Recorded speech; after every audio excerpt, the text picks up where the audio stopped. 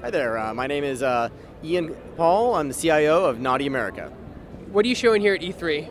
We are showing our virtual reality porn to the gaming audience for the first time.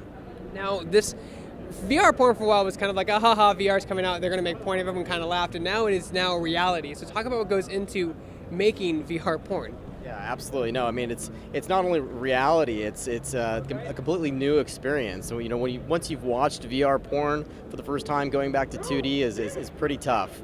As far as making it goes, it's very similar. The way we're shooting it now is POV, so it's very similar to 2D POV porn. One of the differences is taking advantage of the depth. We coach the performers to move away and move up to the camera, to the rig, so you can feel that depth in the experience.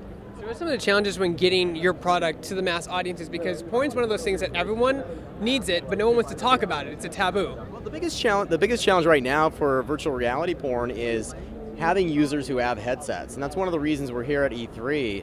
Is to focus on people who may have the headsets already. Early adopters of VR games, generally people who are into gaming are more technological anyway, so we're learning how to appeal to them to market our product to folks that might adopt it more quickly. So talk about the different ways you can use your VR service. You can use it with Oculus Rift, HTC Vive, Samsung Gear. Yeah, we support all the platforms, so whether you're on an iPhone, on a cardboard, whether you have a Samsung Gear VR, Oculus Rift, a Vive, whatever the platform is, we're going to support it, and so we have you covered. So talk about the service. How much is the service a month, and where can they get it? Yeah, go to naughtyamericavr.com, or you can go to naughtyamericA.com, our flagship site. It's $24.95 a month. It's a subscription service like Netflix. With that, you get access to around 50 VR videos, releasing about 1 to 2 a week at this time, and access to over 8,000 4K and HD videos as well. So what goes into, as much as you can tell us, what goes into the technology behind making a VR experience? Certainly we have our own proprietary camera rig, and I can't quite disclose the details about it. I will say it's stereoscopic 180. If you want to do some keyword searches on Google, you'll get some clues. But yeah, it is a custom rig that we've developed, and it mounts over the mail a certain way, and that's how you get that point of view experience. We're kind of in the wild west of VR right now because there's no standard, everyone's kind of doing their own thing. What excites you about the future of the VR space, especially for filmmaking? Well, certainly we'll eventually be experimenting with different points of view. It's all POV now, but we're going to have to move into a situation where we can do different angles, where you're a fly on the wall. We're cutting to different parts of the scene. That's certainly exciting. It's the creativity involved in taking advantage of this medium. It's exciting. We're going to have directors and producers show us ways to use this that we never thought about before, and we can't even predict. And that may come from the adult world, it may come from mainstream. We'll have to see. But certainly, the people that can take advantage of this medium is going to be truly inspiring. I mean, look, it's like when movies first came out. The movie theater movies first came out in the 30s. If you look at that compared to what we're doing now with movies, you can compare that to where VR is today in its infancy to what it possibly could be in the future. What do you feel your platform will open up for the adult industry in general?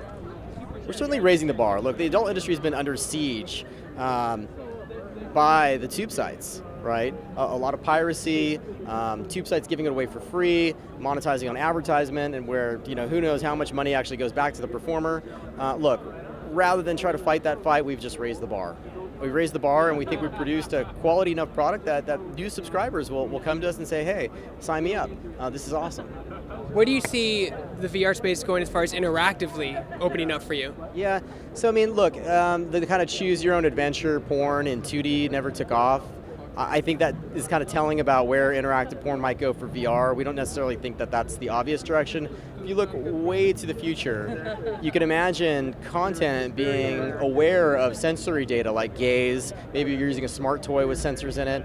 You can imagine a seamless kind of choose your own adventure where you're not actively choosing, but the content is dynamically reacting to your reactions. Imagine, there's a crowd of women in the background and one catches your eye, and we're detecting that, and that's the woman that walks over. The woman in the red dress, kind of Matrix style. That's the future. How has the community reacted to this since you released it? It's been wonderful. I mean, if you go on Reddit and search Naughty America, you can just see communities of people giving it their exclamations, also giving us a lot of pointed feedback on how to improve the product, which we've taken into account and improved our product from. So it's been quite fantastic.